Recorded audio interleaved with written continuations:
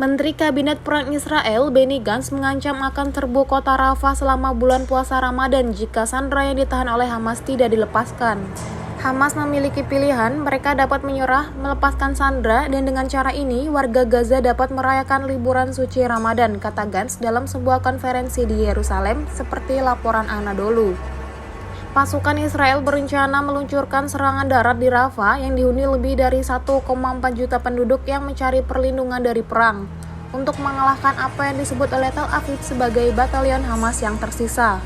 Warga Palestina mencari perlindungan di Rafah ketika Israel menghantam Gaza sejak 7 Oktober 2023. Serangan bom Israel yang berikutnya telah menewaskan hampir 29.000 korban dan menyebabkan kehancuran massal dan kekurangan bahan pokok. Gantz, mantan Menteri Pertahanan, mengatakan invasi Rafah akan terjadi secara koordinatif dengan mitra Amerika dan Mesir kami untuk meminimalkan korban sipil, menurut surat kabar The Times of Israel.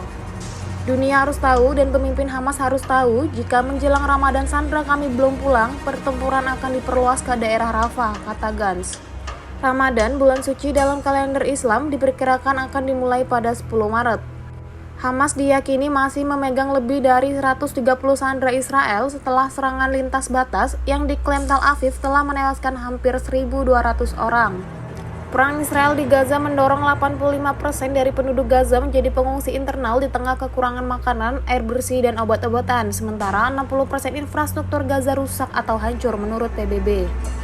Israel dituduh melakukan genosida di Mahkamah Internasional. Keputusan interim bulan Januari memerintahkan Tel Aviv untuk menghentikan tindakan genosida dan mengambil langkah-langkah untuk menjamin bantuan kemanusiaan disediakan kepada warga sipil di Gaza.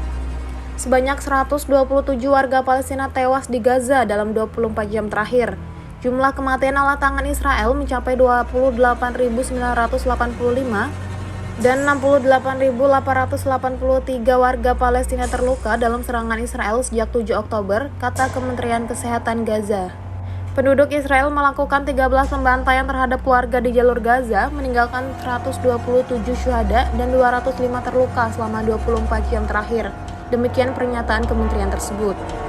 Banyak orang masih terjebak di bawah puing dan di jalan-jalan karena penyelamat tidak dapat mencapai mereka, tambah pernyataan tersebut.